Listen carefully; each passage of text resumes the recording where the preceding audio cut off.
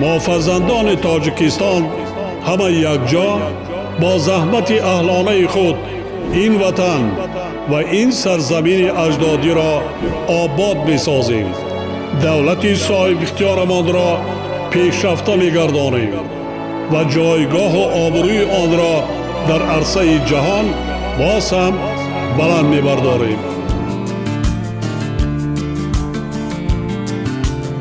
ای وطن تو را نازم، نسل قهرمان داری، در سراسری دنیا نامی جاویدان داری. ای وطن تو را نازم، نسل قهرمان داری، در سراسری دنیا نامی جاویدان داری، در سراسری دنیا نامی جاویدان داری.